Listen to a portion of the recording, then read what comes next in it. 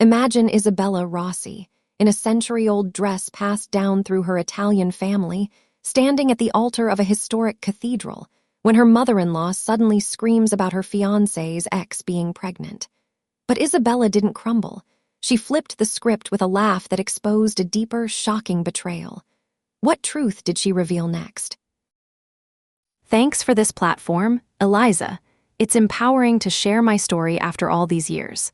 I'm ready to dive into the chaos of that day and show how standing up for truth changed everything.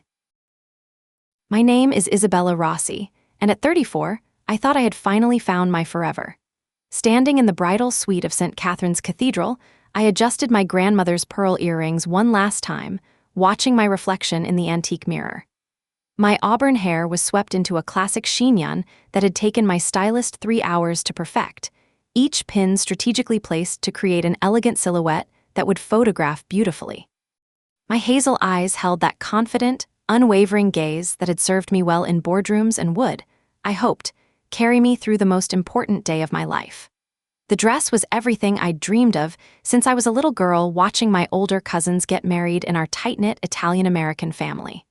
Ivory silk with delicate lace sleeves, it had belonged to my great-grandmother Sophia, who'd worn it when she married my great-grandfather in Sicily in 1924. My mother had carefully preserved it, adding modern touches while maintaining its vintage elegance. The bodice hugged my curves perfectly, and the cathedral train would create a stunning silhouette as I walked down the aisle of the same church where my parents, grandparents, and great-grandparents had all taken their vows. This dress represented 4 generations of Rossi women who had chosen love, commitment, and family above all else. The weight of that legacy felt both comforting and overwhelming as I prepared to add my own story to its history. Mark Sullivan was everything my traditional Italian family could want in a son-in-law. At 36, he was established in his career as a senior partner at his father's construction company, Sullivan and Associates. He was handsome in that clean-cut, all-American way that made my grandmother swoon, blonde hair, blue eyes, and a smile that could charm anyone.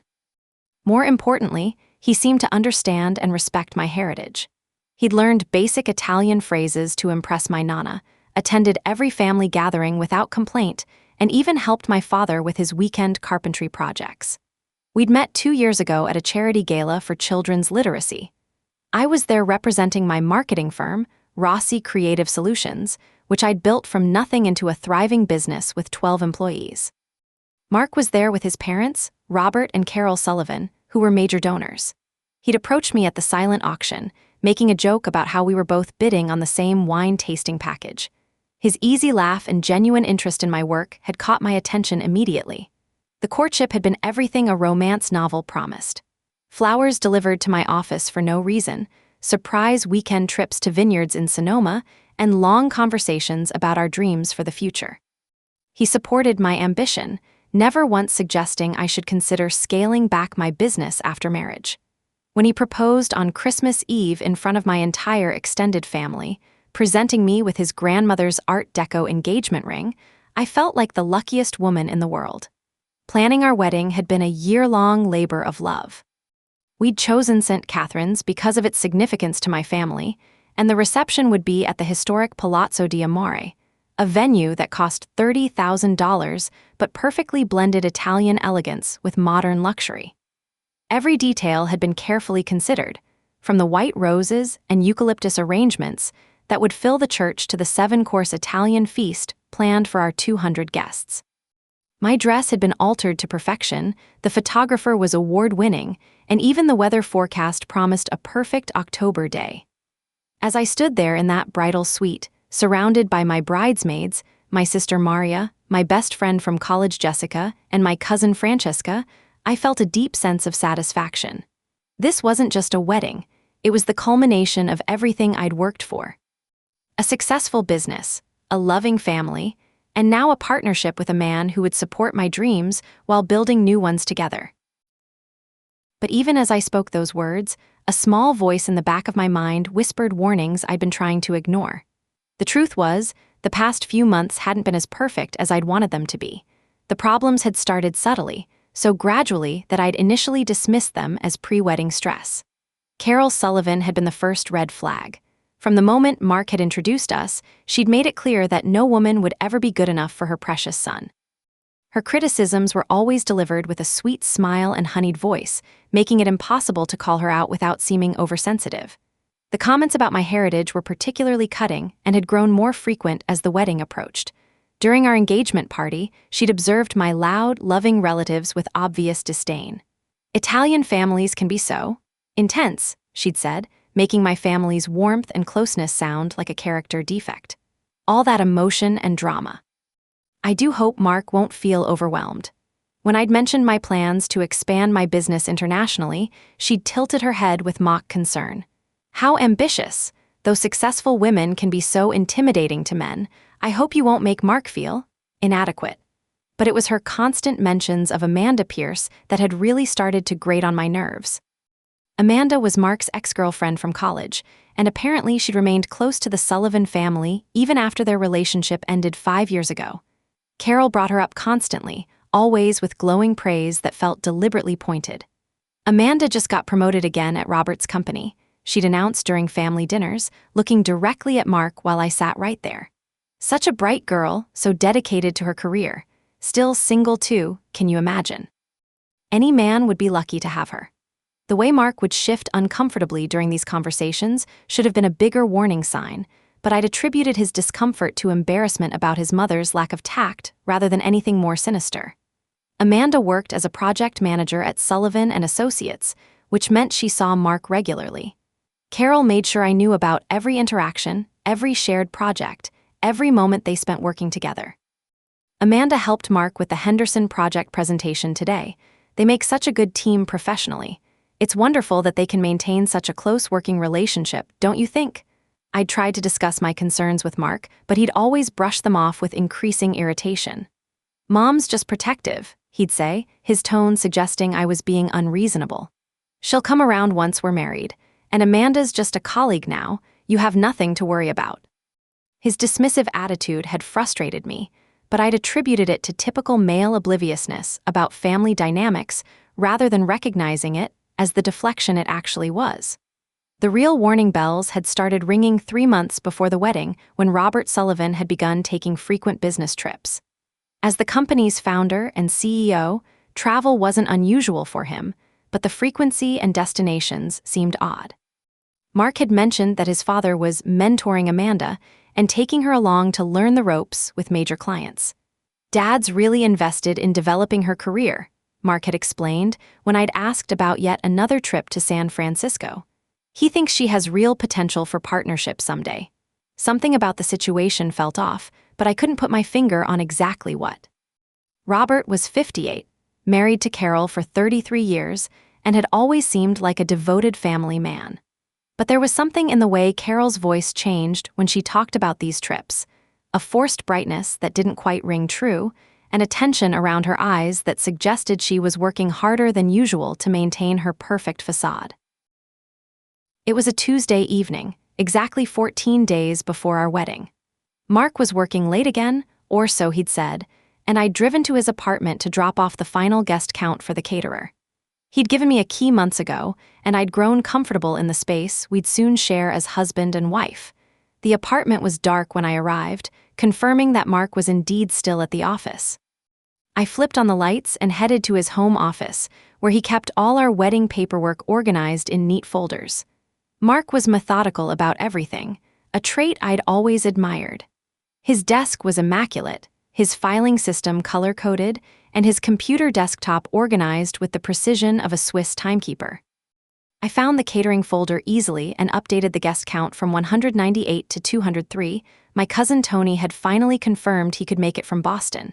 As I was saving the document, I noticed another folder on his desktop labeled Q3 Financial Reports.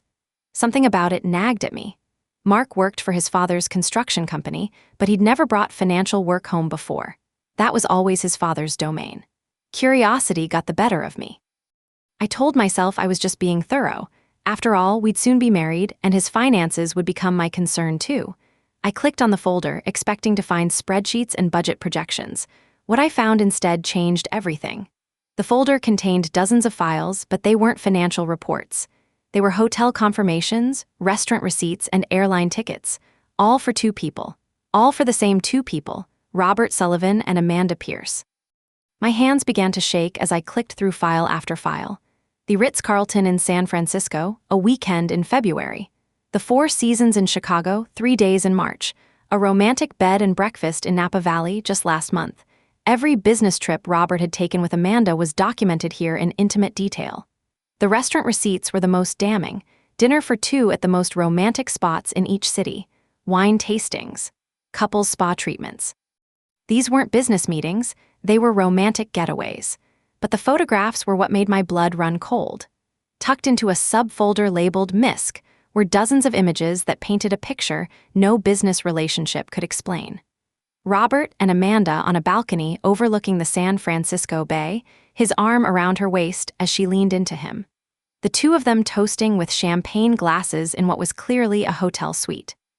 Amanda wearing Robert's suit jacket over a cocktail dress, laughing at something he'd whispered in her ear. In one particularly devastating image, they were kissing on a beach at sunset, Amanda's left hand clearly visible and notably bare of any rings. The timestamp showed it was taken just 6 weeks ago, during what Carol had described as a crucial client meeting in Santa Barbara. I sat back in Mark's desk chair, my mind reeling. Robert Sullivan, pillar of the community and devoted family man, was having an affair with his son's ex-girlfriend. A woman 30 years his junior. A woman who still attended family gatherings and maintained a close relationship with Carol, who had no idea her husband was betraying her in the most intimate way possible. But the worst realization was yet to come. As I stared at the evidence spread across Mark's computer screen, a horrible truth began to dawn on me. This wasn't Mark's computer randomly containing evidence of his father's affair. These files were organized, methodical, carefully maintained. Mark knew, he'd known all along. My hands trembling, I checked the file properties. The folder had been created 6 months ago. It had been accessed regularly, updated with new receipts and photos after each trip. Mark hadn't stumbled upon his father's affair, he'd been documenting it. I quickly printed the most damning photos and receipts, my hands shaking as the evidence materialized on paper. I folded them carefully and tucked them into my purse, ensuring I'd have proof when the moment came. The sound of a key in the front door made me jump. I quickly closed the folder and minimized the window, my heart pounding as I heard Mark's footsteps in the hallway. "Bella, what are you doing here?" He appeared in the office doorway, loosening his tie. His expression was casual, but I caught a flicker of something concern, fear, when he saw me at his computer. I was updating the guest count for the caterer, I managed, my voice surprisingly steady. "Tony can make it after all." "That's great," Mark said, but his eyes were fixed on his computer screen, checking to see what I might have been looking at. "Everything okay? You look pale." I stood up slowly, my legs unsteady. "Mark, I need to ask you something, and I need you to be completely honest with me." His body language changed instantly. His shoulders tensed, and that easy smile faded. "What's wrong?" "Your father's business trips with Amanda," I said carefully, watching his face. "Are they really business?" The color drained from Mark's face so quickly I thought he might faint. He opened his mouth, closed it, then sank into the chair across from his desk. For a long moment, we just stared at each other. "How did you find out?" he finally whispered. Those 5 words confirmed my worst fears and shattered my heart simultaneously. He didn't deny it. He didn't express shock or outrage at his father's betrayal. He just wanted to know how I discovered the truth he'd been hiding. "The files are on your computer, Mark. Hotel receipts, photos, everything. You've been documenting their affair for months." My voice was getting stronger as my shock transformed into anger. "How long have you known?" Mark buried his face in his hands. "Since it started, Dad." He came to me when it began. He was feeling guilty, needed someone to talk to. He swore it was just a midlife crisis thing, that it would end soon. "And you decided to help him cover it up." "I didn't help him," Mark's head snapped up. "I told him he needed to end it, that he was destroying our family. But he broke down, Bella. He cried like a baby and begged me not to tell Mom. He said it would kill her." I stared at the man I'd planned to marry in 2 weeks, seeing him clearly for perhaps the first time. The charming, supportive partner I'd fallen in love with was revealing himself to be someone who prioritized family secrets over honesty, someone who would ask his future wife to become complicit in deception. "So you decided to keep evidence instead?" I thought. If I had proof, I could force him to end it, threat to tell Mom if he didn't stop. But every time I tried, he'd promise it was over, and then there'd be another trip, another excuse. His voice was weak, pleading, and I realized that the strength I'd admired in him had been an illusion. "And Amanda, does she know that you know?" Mark's silence was answer enough. Oh my God. The full scope of the betrayal was becoming clear. She knows. She knows you know, and she doesn't care. She's been coming to family dinners, talking to your mother, attending our engagement party, all while sleeping with your father. During our last family dinner, I suddenly remembered how Amanda had complimented my engagement ring while sitting right next to Carol, knowing she was carrying Robert's baby. The audacity of it made my stomach turn. "Bella, please, please what?" I stood up abruptly, my anger finally finding its voice. "Please pretend I don't know that your entire family is living a lie. Please marry into this dysfunction and keep your father's dirty secret. The wedding is in 2 weeks." Mark jumped to his feet. "We can't cancel now. Think about the deposits, the guests, your dress. You think I care about money right now?" I couldn't believe what I was hearing. "Your father is cheating on your mother with your ex-girlfriend, and you're worried about catering deposits." "Mom can never know," Mark said desperately. "It would destroy her. She's planned her whole life around being Mrs. Robert Sullivan. If this comes out, it'll ruin everything." I stared at him, finally understanding the man I'd fallen in love with. Or rather, understanding that I'd never really known him at all. Mark wasn't the strong, principled partner I'd thought he was. He was a coward who valued his family's reputation more than the truth, more than his own mother's right to know she was being betrayed, more than my right to know what I was marrying into. "So your plan is what?" I asked quietly. "We get married, I become part of this family, and we all just pretend everything is fine while your father continues his affair. It'll end eventually," Mark said weakly. "These things always do. And what about your mother? What about Carol? What she doesn't know won't hurt her." Those words hit me like a physical blow. This man, who I'd thought would be my partner in building a life based on honesty and trust, was asking me to become complicit in a deception that was already destroying his family. "I need to go," I said, grabbing my purse with the printed evidence safely tucked inside. "Bella, wait, we can work through this. The wedding," I said, turning back to face him, "is going to be very interesting."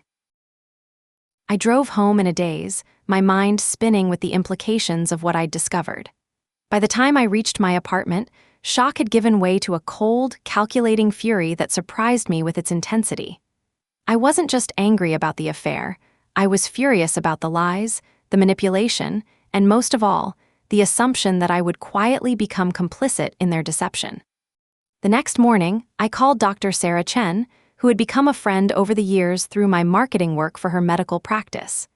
I arranged to meet for lunch, ostensibly to discuss a potential campaign for her fertility center, but really to confirm my growing suspicions about Amanda's condition. "I can't give you specific patient information," Dr. Chen said carefully after I'd explained my delicate situation. "But I can tell you that sometimes the timing of certain developments becomes relevant in family situations. If someone became pregnant around 6 months ago, that timing would be quite significant." Her meaningful look told me everything I needed to know. Amanda was indeed pregnant, and the timeline matched perfectly with Robert's business trips. I spent the next few days gathering more evidence and finalizing my plan. The first step was understanding Carol's intentions. I decided to pay her a visit under the pretense of finalizing last-minute wedding details, knowing she lived for opportunities to criticize my choices. The Sullivan house was a monument to upper-middle-class respectability. Carol greeted me wearing a tennis outfit that probably cost more than most people's monthly rent. "Isabella, what a lovely surprise. I was just about to head to the club, but I suppose I have a few minutes." We sat in her living room, surrounded by family photos that now looked like evidence of a lie. Robert and Carol at various anniversary celebrations, vacation shots from family trips, Mark's graduation with his parents beaming beside him.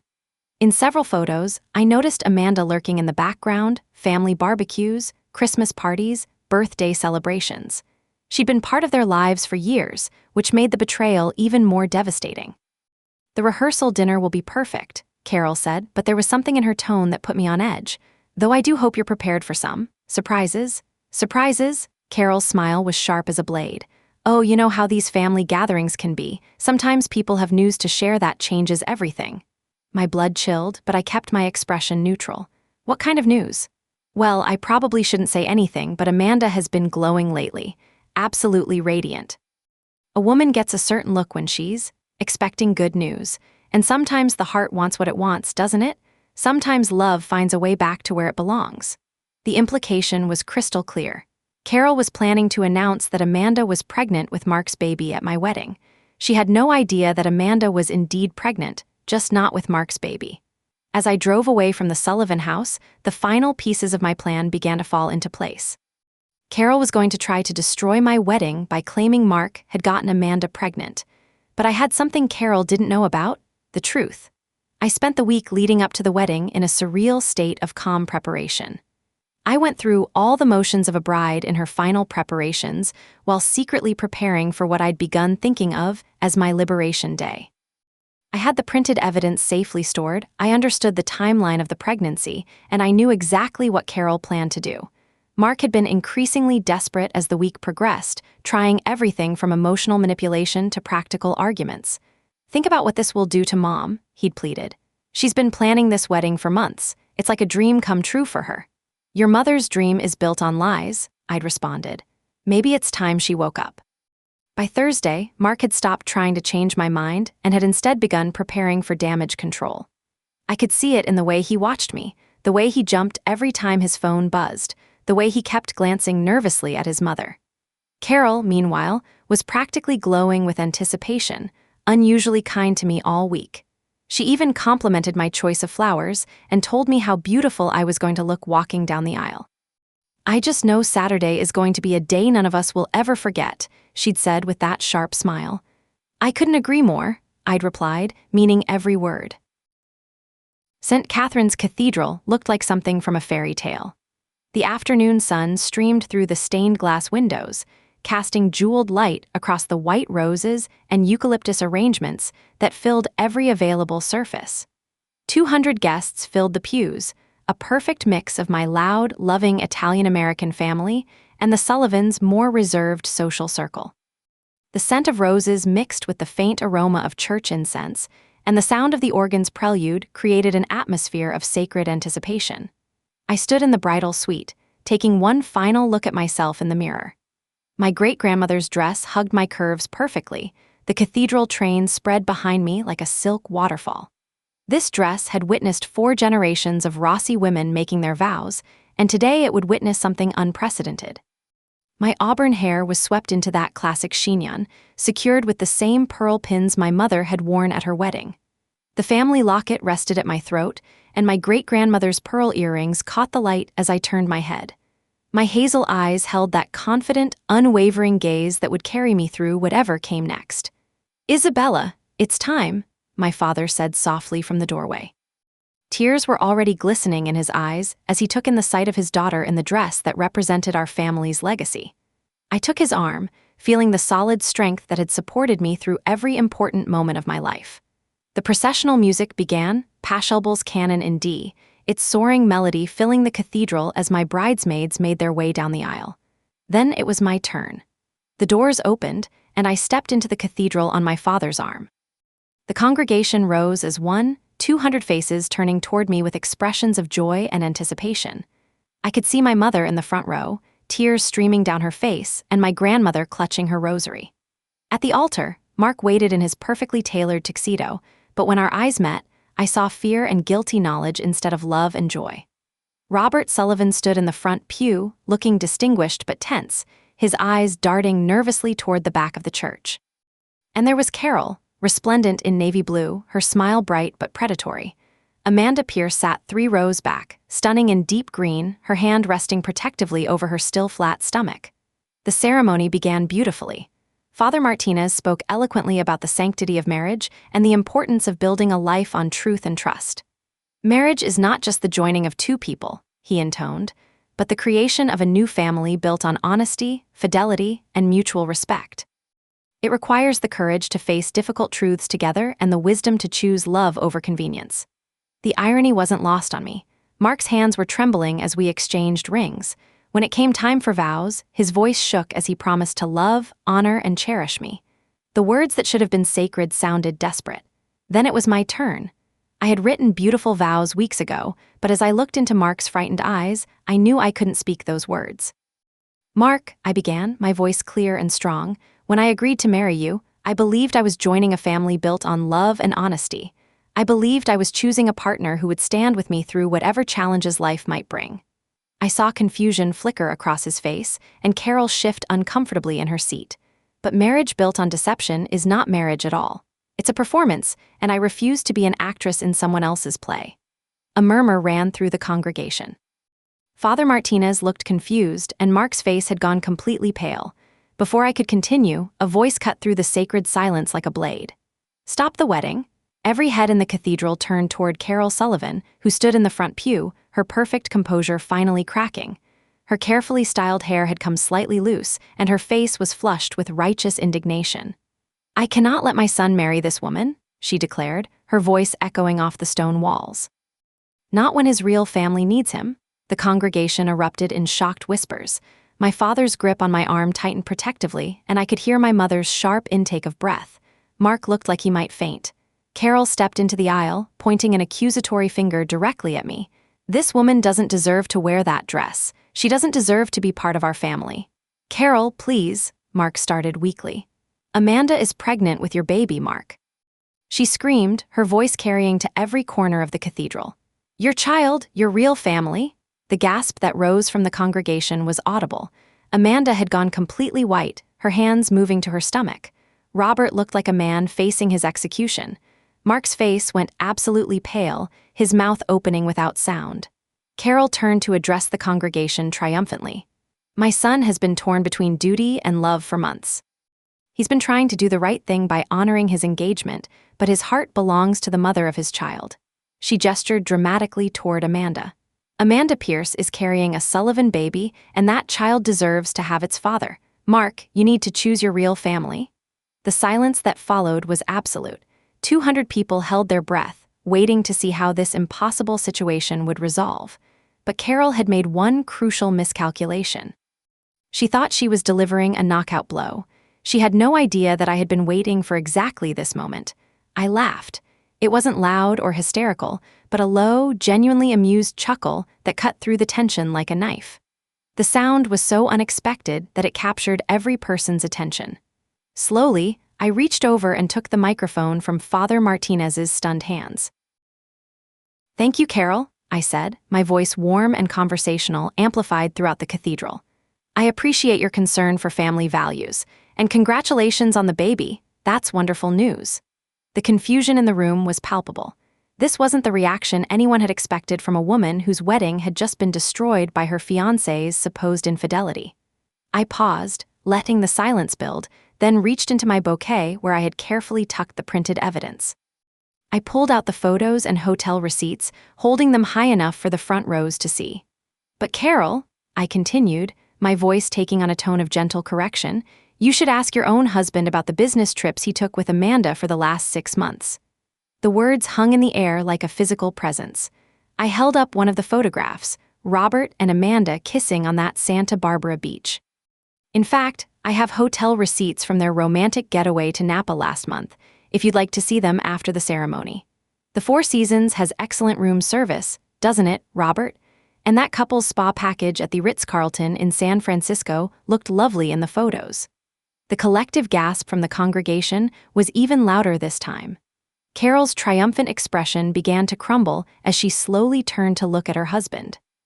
Several guests in the front rows were now standing, trying to get a better look at the evidence I was displaying. "What is she talking about?" Carol's voice was barely a whisper, but the microphone picked it up and carried it throughout the cathedral. I wasn't finished. The moment I had been planning for weeks was finally here, and I intended to make it count. "The baby will probably have Robert's eyes," I said, holding up another photo that clearly showed Robert's distinctive blue eyes. The timing certainly matches their travel schedule. 6 months ago, when their affair began. "Amanda, you must be about 24 weeks along now?" Amanda had buried her face in her hands, her body shaking. The man sitting next to her, her brother, who had flown in for what he thought would be a wedding, looked like he wished he could disappear. The cathedral erupted. Guests were standing now, some moving closer to get a better view, others backing away from the family drama. My Italian relatives were gesticulating wildly, their voices rising in animated discussion. The Sullivans' more reserved friends sat in stunned silence. Carol stood frozen in the aisle, her perfect world disintegrating before her eyes. "You knew," she said suddenly, whirling to face Mark. "You knew about this, didn't you?" Mark opened his mouth to deny it, but the guilt was written all over his face. In that moment, Carol understood not just her husband's betrayal, but her son's complicity in it. "You all knew," she whispered, her voice breaking. "You all knew, and you let me plan this humiliation." I could have felt sorry for her in that moment. Despite everything she had done, despite her cruelty and manipulation, Carol was still a woman whose entire life had just been revealed as a lie. But then I remembered every snide comment, every attempt to undermine my confidence, every moment she had made me feel like I wasn't good enough for her precious family. "Carol," I said gently into the microphone, "I think it's time we all stopped pretending." With that, I turned to Mark one final time. The man I had planned to marry stood at the altar looking like a broken shell of himself. His carefully constructed world of comfortable lies had finally collapsed.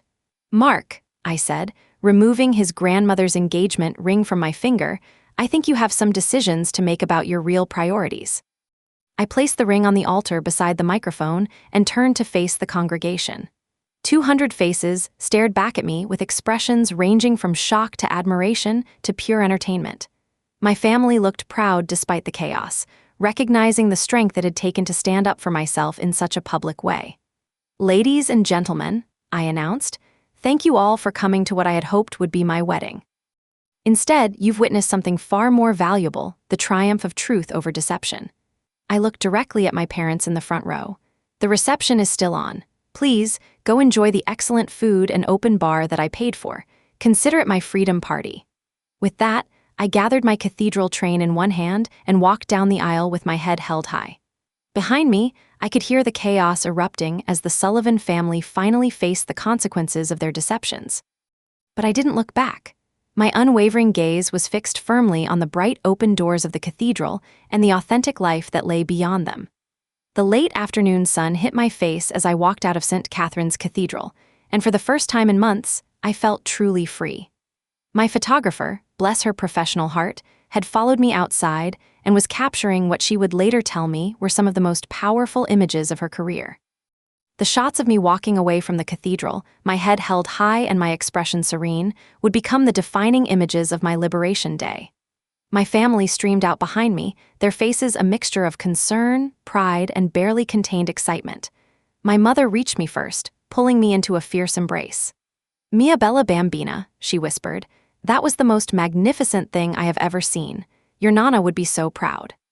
6 months later, as I sat in my newly renovated office watching the morning sunlight stream through the windows, I reflected on how that day had changed everything. My business had thrived following what the media dubbed the wedding heard round the city. Apparently, there's something to be said for handling a crisis with grace and strategic thinking, but more importantly, I was genuinely happy. The constant tension of trying to fit into a family that didn't value honesty had been replaced by the peace that comes from living according to your own principles. I had chosen truth over convenience when it mattered most, and that choice had led me to the authentic life I was always meant to live. The Sullivan family drama had continued to unfold like a soap opera, but I rarely thought about any of them anymore.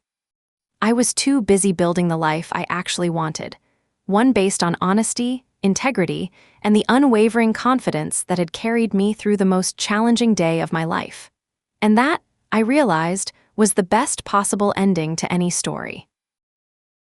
Isabella Rossi, your unyielding courage in turning a wedding nightmare into a moment of triumph is remarkable. This tale uniquely shows that exposing family secrets can shatter illusions, but ultimately frees us to live authentically, teaching that true strength lies in choosing honesty over comfort. I'm Eliza Quinn, and remember, here on Wedding Day Justice, veils off, justice on.